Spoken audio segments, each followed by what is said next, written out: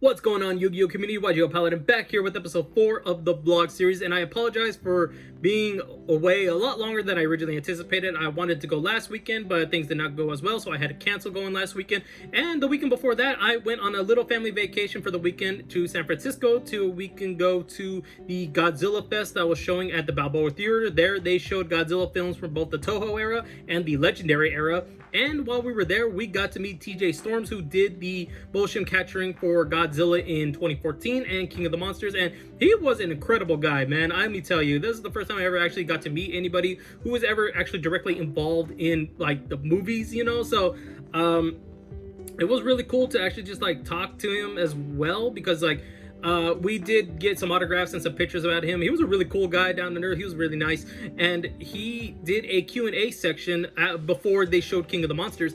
And you could tell by the way he was talking about how he got the role of Godzilla, which he did not know he got the role until after he was doing the motion capturing for, like, I don't know if it was like an audition or something like that, but he got told that you're playing Godzilla, and that he was ecstatic about it. You could just tell how passionate he was about playing the most iconic monster of all time. And it was really cool to hear that story, you know. And he also did some motion capturing for Captain America Civil War as Iron Man. He did Colossus in Deadpool. And I did not know about this until like the day before we met him, that he played Darth Vader in Jedi Fallen Order. That was awesome because I am a Star Wars fan, and it was just really cool for both Godzilla and Star Wars. And he did Marvel. That was awesome, just meeting this guy. And I knew I just had to like you know, get a picture with him, and got his autograph and got to hear his story. And it was just really cool. It was just really awesome to meet. It was an honor to meet him, and we had a really good weekend. Now, for today's video, this is actually going to be a recap kind of episode because locals happened yesterday and I did not do an intro. Reasons because I actually had to walk to local, so I had to make sure I left a little bit early. So I kind of cut the intro to make sure that I have enough time to get over there, because it takes about 45 minutes to an hour, and I was trying to catch the bus. So if I missed the bus, I would have to walk that 45 minutes to an hour. It depends how fast I walk too. But I do have a backpack over me, so I kind of have some weight going there.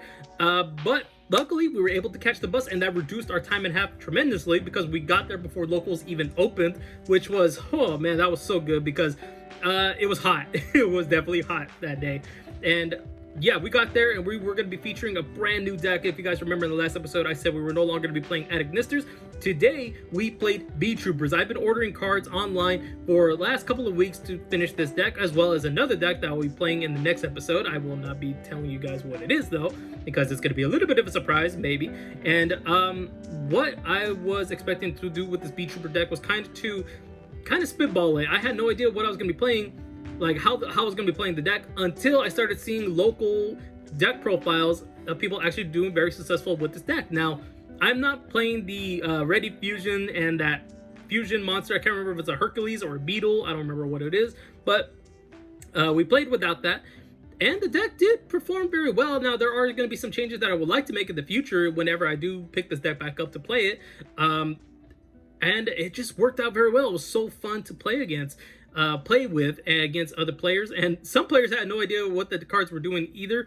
And that was all easier for me, you know. But it was really cool. It was a really cool experience, as well as playing against nothing but new players. And what I mean by that is that we had a total of 20 participants at locals today, and there was none of our regulars there, and that was kind of surprising. I don't know if there was a event going on that I had no idea about and they went over there, which makes a lot of sense that that was the reason. But it was really cool to see that there was a brand new people there. It was 20 participants, and we played we played against nothing but newer decks that we have not featured in the vlog series, which we played. I think round 1 we played against Paleozoics, round 2 we played against Cyber Dragons, round 3 we played against Battling Boxer Control, and round 4 we played against Utopia. 4 new decks that we never played against. So it was really cool, and meeting some new people. And we also got some really awesome trades, man. I cannot wait to show you guys those, because whoo, man, I was so happy that I got them, and I'll show you guys a little bit later. But for right now, here's the deck profile that I did take. It was a 42 card main deck, and the extra deck is a little bit I don't have Mirage, so I had to play with what I had. But you know, excuse me, you know, I did not miss Mirage, honestly. Like, I thought there was gonna be times where I was gonna need Mirage to summon it and then, you know, link it off. So summon a Resonance, link it off with Mirage. No, I never really saw that opportunity, and I never really, kind of thought like, oh yeah, I really need an All Mirage. No, by the end of the tournament, I was just like, I would pick it up, but I don't think I really need it after this. So it worked out pretty nicely. Now, let's get into the OTS pack opening right here. Show you guys here. So as you can see, we got, I think it was OTS 15, but we didn't pull Jack. Yeah, this was not the best pack. But who's surprised here? I mean, I'm not surprised. I have not pulled an ultimate rare since Sky Striker Ace Hayate, I believe that was that one, right? That was the wind version, I think. Yeah, it's been a while. It's been a while since I pulled it. That was before everything kind of happened, so it's definitely been well over a year since I got an ultimate rare. But you can't win them all, right? So for round one, we go against Paleozoics, and I win the dice roll.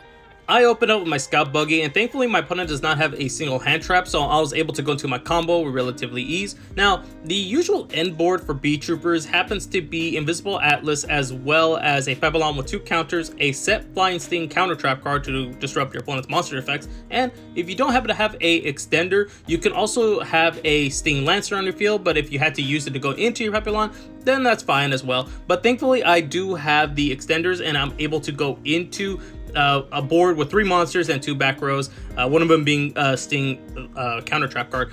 And yeah, so during my opponent's turn, he activates Pod Desires, and he sets 5 back row, and I have instant flashbacks to Altergeist, but that's not what we're playing against here. So I'm going into my turn, and during my turn, he activates Goes in Match, so I just rely on using my wind monsters, and I was okay with that. I had a lot of extenders for wins, and I had not used Babylon's effect, so I could bring out Scout Buggy from my graveyard, who happens to be a wind monster. And yeah, I'm going into some plays here, and it's actually worked out very well. But when I try to attack, he starts using his Paleozoic monsters, and it's disrupting my board, special summoning Paleozoics, even booking my monsters, and even taking one because of Crackdown. And yeah, I just could not stop any of that. So during his turn, he sets 3. Then it becomes my turn, and from there, he scoops it up. So that was a little bit questionable. I wonder what those set cards would have been. Now, during his turn, he goes first on game 2. Then he's going to be ending the board with Totally Awesome and 4 back row. But thankfully, I draw the Infinite Impermanence to stop his Totally Awesome. And I really don't have much of a hand, so I have to end with Cicada King and a face down. But he has the Dino Mischief, so he banishes my Cicada King, brings back his Paleozoic, and yeah, he just does some damage in here, and that was really, I just had to take it. I had to take the damage. Now, during my turn, I activated Raigeki to bait out his Totally Awesome. He does take the bait, and from there, I'm able to go into a little bit of a play here. Now, I had to play very cautiously here because he does have my set Raigeki, and if I end off with at least Invisible Atlas, that would be protected because he cannot be targeted or destroyed by card effects, but the rest of my monsters will. But I was kind of okay with that as long as I could try to set up some damage, and thankfully, I was able to do that. So, yeah, it worked out for the best at very least, and I was able to have a Fly and Sting face down. Now, during my opponent's turn, he activates Raigeki, destroys all the monsters, but I get a token because of the field spell, and he summons his Swap Frog, gets a search or a dump, and yeah, during my turn, I'm going into my usual plays. I'm going into an OTK here, and which thankfully I was able to do. But when I do attack with the Invisible Atlas, my opponent does activate Magic Cylinder, and I think he has the win until we both realize the errata makes it that Magic Cylinder targets, which Invisible Atlas cannot. So it was a really good thing that I remembered that Atlas could not be targeted. Otherwise, we would have been scooping everything up and going into round 3 and not even have that much time to play. So I'd have to rely on drawing Pin the Bullseye just to burn 200 damage. So it was it worked out for the best, honestly, there. So we did secure our first win of the tournament, so we were 1-0, and yeah, it was really cool. And a shout outs to the guy that I played. His name was Logan. He hooked me up with some awesome trades, being the 2 Vision Hero Vion secret rares, which I really do enjoy the rarities of that card, and definitely pick those up, especially with the new support coming out in Burst of Destiny for the Destiny Hero stuff. And lastly, we picked up 2 Emergency Call First Ed secret rares. I was so happy that I picked up these. I could have picked up a 3rd one from somebody else, but that did not work out so well, so I was so thankful that I was able to pick up at least 2 of them from him. And yeah, thanks, man. I appreciate it. If you were watching this video, shout outs to you, man, and trust me, they're gonna get a lot of love from me. So let's go on to game 2, where we played against Cyber Dragons. I opened up with Sting the Poison, and thankfully my opponent does not have a hand trap to negate that, so I was able to search out my Pin the Bullseye, and I was able to go into most of my usual plays. Now, the end board here is going to end a little bit differently because my opponent does have some hand traps that he's going to be using later on, but Yeah, I'm able to go into my plays pretty easily, honestly. But the one thing I kind of noticed while doing this was that, man, B Troopers really only have kind of like one play, you know, in my mind. Now, again, it's my first time actually playing this deck in real life, so I might be missing some things here. And maybe there's some more things I could do with this deck. I'm just not realizing it. But when I activate my horn monster in the graveyard, he does have the ghost bell, so he was able to negate that. So I can't not really end with the Babylon with 2 counters on my field, which is unfortunate. Right here, this is where it happens, and yeah, it just stays in my graveyard. So all I can really do is use Invisible Atlas, Tribute Doomdozer, summon a Sting Lancer, search out my Flying Sting counter trap card so I can negate opponent's monster effect. And yeah, I just ended the turn by setting 2 back rows. And that was kind of it right there. So during my opponent's turn, he's playing Cyber Dragon. So he special summons out Cyber Dragon and contacts out to Mega Fleet Dragon. And when he's going to use Cyber Emergency, I flip up the Imperial Order, which threw him off. He did not know B Troopers actually played Imperial Order, so that came very handy for me. And he just rammed into Sting Lancer, and I had another one in my hand, so I activated that during the end phase. I'm sorry, during the main phase too. And my opponent just summons out Cyber Dragon because it's usable again, and he sets a monster. Then it becomes my turn. Now, my turn, I'm thinking, like, what can I do here? Because I don't know really what to do here. So I use the Armor Horn, and thankfully it goes off. I summon Retaliating Sea. I link those 2 monsters off to go into Papillon, and it uses use a Retaliating Sea's effect because it was sent to the graveyard to search out, I believe, a Sectipede, the Worm Warrior. Oh no, I don't. I search out Contact Sea. My fault. So I just go for some damage here. I try to go for some damage. I just get rid of the monsters, and that's really all I can do. During my opponent's standby phase, I activate Papillon to bring out Sting the Poison because it is a negation, so that's kind of why I wanted to bring it out. And yeah, he uses a monster effect at the graveyard. I believe it was Core, but I negated that, and because of that, he decides to scoop it up, and we go into game 2. Now, game 2, I start off with the Scout Buggy as well as the Scale Bomber, and it was awesome. I'm doing all these extending combos of using Multiplication of Ants, summoning out more tokens, going into my plays pretty easily here. But he has the Phantasme, and he searches out, he draws 3 cards, puts back 2, and I'm thinking, oh man, his hand changed a little bit here. So I just have to try to still play out my plays. Now, I'm kind of worried I'm going to get into Nibiru, and yeah, no matter what, I could get hit by Nibiru. This deck is not protected by Nibiru whatsoever. Even the Invincible Atlas could still be tributed by Nibiru, you know, so that's unfortunate there. But yeah, I'm trying to go into some plays, but it's yeah, he stops the special summoning from the deck by Ash Blossom, so that did not work out, and I just really could not do much. During my opponent's turn, he didn't really do too much either. Then it becomes my turn again, and I just summon a Sting Lancer, search out the field spell, and sometimes I use the field spell just for an extender. That's really all I do with that card, so I don't know if I'm going to actually keep running it. Now, during my opponent's turn, he summons out the Hertz or Core, I can't remember which one that one is, and he uses Machine Duplication because it is treated as Cyber Dragon. Special summons 2 from the main deck, and he goes into Infinity. He's going into these combos, and I'm just like, yeah, he might got this. And he summons out the Verse and Akana. I'm like, oh yeah, he's probably got this. He summons Dragoon, bots my monsters. He's going for some attacking, and yeah, it becomes my turn. I don't think I do much, honestly, here, and I just kind of scoop it up. Yeah, I scoop it up. That was it. Now game 3, here we go. He starts off with the Hertz, and yeah, he's going into his combo plays. That's yeah, I'm not gonna get over this one. I do not run the Insect Kaiju, so that's a little bit worrisome there. But now, after experiencing this kind of duel, I really do need the Insect Kaijus, and yeah, I just kind of have to play what I could. I'm trying to bait out the card, but it's not really doing anything. And it's just, yeah, I'm just, it's just not becoming a really good board here. And yeah, he got the better of me here. And this is why we kind of need some Forbidden Droplets in this deck. But I don't have any.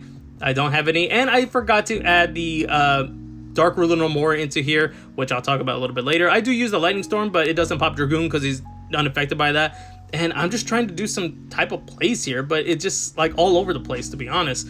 And it's not really anything. He destroys those monsters. He attacks me directly. And from here, he has the win. But yeah, that one, that didn't go too well.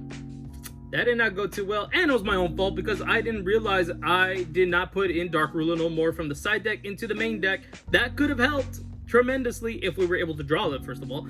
And secondly, I do not have any of the Insect Kaijus. Now, before I was building the deck, I realized I didn't have any. I was thinking, oh, you know, I'll be fine without it. After experiencing a matchup like this, I need the kaijus to get rid of problematic cards like Dragoon or any type of monster that has any negation. And yeah, I just need a darn insect kaiju, which is either gonna be Homunculus or Garla, whichever one I need to pick up. And it's just like one of those matchups that I didn't really think too much about because it's Cyber Dragons, and I was thinking they're gonna end with a traditional board to try to do an OTK beatdown and have a infinity on the field. No, that is not the case. I forgot that most Cyber Dragon decks now go into Verte Anaconda and can end with Dragoon, and the Verte Anaconda gets absorbed by Cyber Dragon Infinity, so it has 3 negates. And yeah, I completely overestimated what Cyber Dragons can actually do. It's been a while since I played against Cyber Dragons, and it was just something that I just could not get over. So he got the win, I got the loss. We are now 1-1, and we go into round 3 against Battling Boxer Control. And oh boy, let's talk about this one.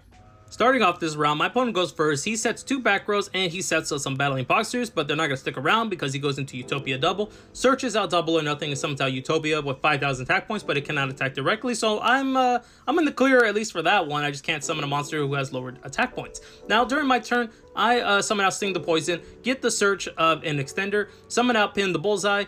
Attacker, I'm sorry. And when I try to go into Armor Horn, he negates it with a Solemn Warning, so yeah, that was all I can really do from there on. So during my opponent's turn, he summons out Glassjaw, which is a 2,000 attack point monster, and he just attacks me directly with that. He can't attack with the Utopia, so he has to stick with the Glassjaw. Now during my turn, I summon out Retaliating Sea, summon out Attacker, use multiplications to tribute that to get 2 tokens, which I should have used Retaliating Sea so I can get a search, but you know, it happens.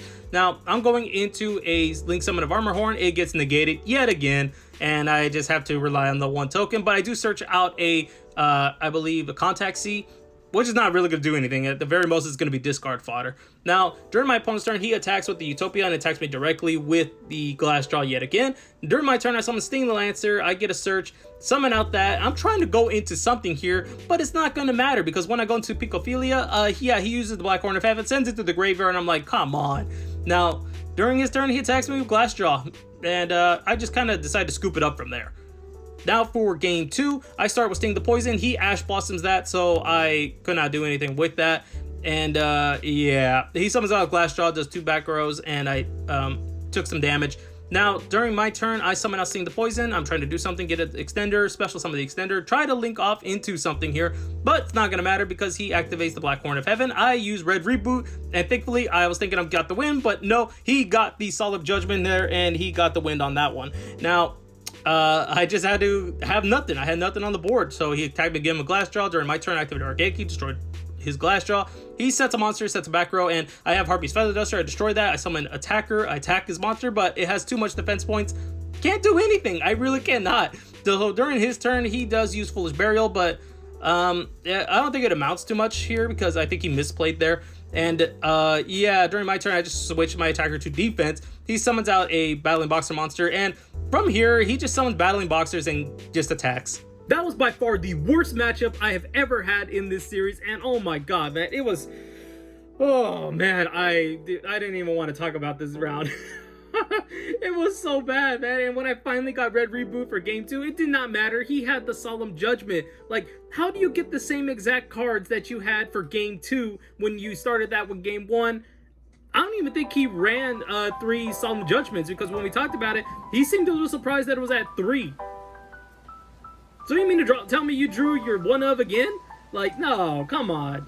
Yeah, it was bad. It was just so bad. And oh man, and I could not even draw any of my back row destructions. What the hell? You know, so yeah, we took the loss here. We are now 1-2, and we're going into the last round of the tournament, which is going to be against Utopia. My opponent goes first, and all he could do was set a monster and pass, and from there I had Sting the Poison as well as Scale Bomber in my hand, so I'm going to go into my usual combo plays as long as it doesn't get interrupted, and thankfully it doesn't. So I'm trying to set up maybe some damage here because my opponent only has a set monster. I'm thinking, you know, let me try to go into some damage, see what he is playing, because I have no idea what he's playing right now. And yeah, I'm able to kind of set up a pretty cool board here, the usual board here, and yeah, there's some things I probably should have done a little bit differently. I decided to keep out the Scale Bomber and to try to go into Cicada King, which I do end off with Cicada King, but looking at it, I probably should have just used the Scale Bomber and kept the Doom Dozer, you know? at least for this play, I could have just kept Doomdozer. I don't know why I did that. And I didn't get into lethal damage there. I could have possibly done lethal damage, but it just did not work out that way. So I end off with Cicada King, and I have Sting, Fly and Sting set back on my field, and I have some negations there. He tries to activate the Zexal card, and I have Imperial Order, so it negates that. And he's going into his Utopia plays. I stopped with the Sting Lancer to get his search for a Zexal weapon monster.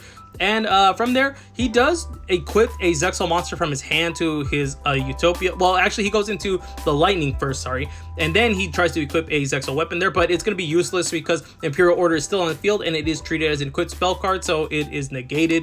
And we did get a judge for that one, too, because he was a little bit curious. And yeah, not a judge, but someone who does have some ruling expertise.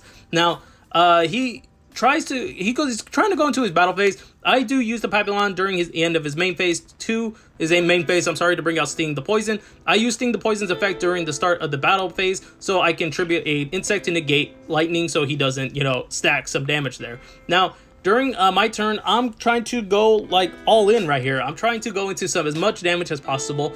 I do tribute to activating the Poison's effect, so Utopia can't use its ability of being battled and doubling its attack points yet again. So that works out very well for me. And I'm just going into another Atlas. I attack, and that's it for game 1. Now, for game 2, he does the same thing, sets a monster and passes. I have the Scout Buggy, and I go into my place. Now, I was actually contemplating, do I want to go end with Cicada King or go into a Leak Monster? Because I don't really have that well of a hand, but I decided to go into Armor Horn, banish one of my Scout Buggies to go into Exectopede, which I think was the only extenders I had, and I linked those two off to go into Papillon with 2 counters, and I just had to pass my turn there. Now, during my opponent's turn, well, I don't really think he tries to summon the Zexal weapon monster, but he has to have 2,000 or less life point difference between us, and he does not have that. So he just had to set a monster, and I summon out Scout Buggy from the graveyard, and I'm just trying to go into some more plays, use Picophilia, equipped Resonance Insect, and yeah, I'm just trying to do as much damage here as possible. I'm trying to get the game at this point, I'm like thinking, I don't want to deal with another Utopia or anything like that. Utopia of the Lightning and a double up chance or anything like that. So I'm trying to go into an OTK at this point, and I'm able to kind of try to do that. I think I do get the win on this round right here, this game. And yeah, I do get 2 searches with Resonance Insect. Man, I hope that card gets reprinted as an ultra rare or something, or super in OTS pack. I don't know, that'd be really cool. But yeah, I'm setting up a board here, and yeah, I do get the win on this turn, and I just attack his monsters, and I go into another Invisible Atlas, and I tap for game.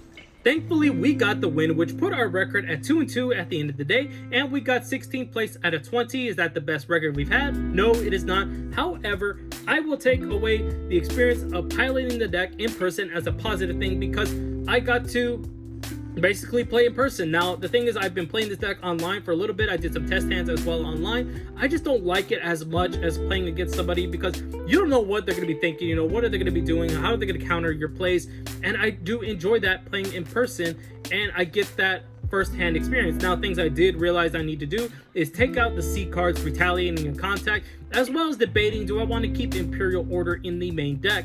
It did help out for one game, however, for the rest of the tournament, I didn't really see it. So it's like, do I want to shut down spell cards, or do I want to utilize my spell cards? We'll have to wait and see what I'm going to do whenever I do an update of this deck. Now, things I would like to add in are like back row disruptions, because that Battling Boxer match really did put me in perspective that I need to add some more back row, and I just cannot add Harpy's Feather Duster into the main deck to deal with back row, And another thing is to add the Kaijus to get over problematic cards like Dragoon and any type of monster negation that's really going to shut down my plays. I need to add Comungulus or Garla into the main deck, and that's probably the changes I'm going to do. Maybe add Solomon Great Almirage into the extra deck, but I didn't really see it all that much. I didn't really see any opportunities to go into it as much as I thought I would, so that's kind of like 50-50 on that one. Now, I was extremely happy that I was able to pick up some cards today. Now, normally I don't really do as much trading as I do, because I would leave to do the recording in between rounds and let you guys know how it went. This time I was able to actually pick up some really cool cards. Now, you guys already saw the heroes. Now, here's some other stuff that I picked up that I'm very excited about. One of them is going to be towards a possible series involving the Cyber Strike structure deck. Now, it is not going to be sealed only because, well, I don't have the budget for that one. But speaking of budget, It's probably going to be some kind of budget variant that I'm going to be doing. Now, here's the concept of it. That the first video, I start off with $50. 30 of it is going to be going towards the structure deck, so I have to go pick up at locals. And that leaves us with $20 to spend on making the deck a little bit better. However, I could put that away and save it for next weekend, where every week I get an additional $10 added to our balance, and we can put as much money as we want into the main deck as long as it fits within our balance of that week. And for every win that I maybe get an additional $5 added to the total. Now, I'm thinking about games rather than the entire matches, because, you know, it might help us out a little bit. But I was also thinking about maybe doing a consequence of losing a match and you lose some money. I don't know, maybe, I don't know, it might be a little bit tricky of doing that one, but hey, that kind of makes things a little bit more exciting, right? Now, the thing is that I can't do seal only, and some cards I want to probably add to the deck I already own. So what I'm going to be doing is, like, say if I wanted to add this Galaxy Soldier who I already have, I want to add it into it, I would have to take out the retail value, at which point this card is like worth $14-15. I would have to take out the retail value from the main balance that we currently have that week, you know, and add it into the main deck. Something like that maybe I'll do. And I'm still working on the concept, the gimmicks of it a little bit. So if you guys have any suggestions or opinions on how to make that series a little bit more interesting, or to make it like really cool and watchable, let me know. I'm down to hear your guys' thoughts and opinions about it. And that's just something that I might want to do when the Cyber Strike structure deck actually comes out. And hopefully infinite imperms in there, so we don't have to use the ones that we have in my binder. Maybe. But no, it would be cool. I think it would be a little bit neat of an idea. Now, I don't have the budget for sealed only, and I think I kind of would do sealed only if I could, especially after watching Ruggles' video, and it just concluded with the 1v1 series. And it kind of got me inspired to want to try to do something, you know. Now, like I said, it's not sealed only, and I hope you guys try to check it out. I know it's not the same, because it's just like, if you have money, you can just buy the cards and just add to your deck. It's not really that much of a challenge, but hopefully the things that I talked about kind of would make things a little bit interesting, like adding money every time I win a game, or losing money every time I lose a game, and I have to stick within the budget that I currently have, you know. So let me know your thoughts and opinions, or any suggestions that you have about that series. I would love to hear them. And the next thing we're going to be talking about is, for the next 3 weeks, there's not going to be a video. I know, I just got back, and yeah, I was supposed to come back last weekend, so that did not work out well. Reasons why I'm going to be gone is because next weekend there's not going to be any Yu-Gi-Oh tournament because of Magic the Gathering pre-release that is going on, and the weekend after that I'm going to a local vendor event, which is I think I talked about it, is that it's an event that is located in our, it's a local event that Mai and my brother go to, and he sells Godzilla figures there. We set up a booth, he sells Godzilla figures, and people could set up their own booths and sell like Funko Pops, cards, and yeah, I meant cars, by the way, like, you know, Hot Wheel cars. And they could sell whatever they want if they want to, you know, and it's a pretty cool event. That's where I got my Yu-Gi-Oh Funkos. Last time I got Seto Kaiba and Blue Eyes White Dragon, I could have got Yam Yugi, however, I did not see him, and by the time I did, somebody already bought him. That was sad. And yeah, I'm gonna be going over there and helping him out, and if that does happen, there's not gonna be an episode that weekend. And then the weekend after that, I just found out there's going to be a family event, so I'm not gonna be going to that, as I'm gonna be occupied on October 2nd. I believe that's when it's supposed to happen. So for the next 3 weekends, there's not going to be a vlog series, and I hope you guys are okay with that. I have no control over it. If there was a tournament next week, I would have definitely gone and played a brand new deck, but that's not gonna happen. And it sucks because, well, I have some custom playmats to show you guys here. And here is the playmat that I did. Now, I actually really liked how this came out. We have Yusei Fudo as well as Junk Warrior, Stardust Dragon, and we got the logo there, but I might have to want to reduce that logo a little bit smaller.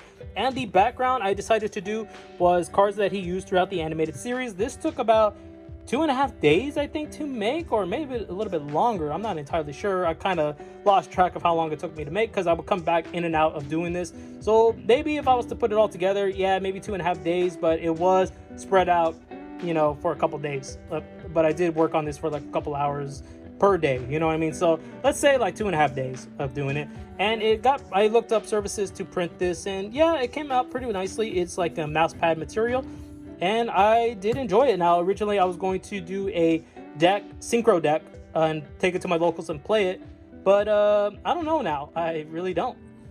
I'm torn between playing a synchro deck like I originally anticipated, but now that my schedule got cut by 3 weekends, I'm only going to be basically playing it for 1 weekend before the Cyberstrike structure deck comes out.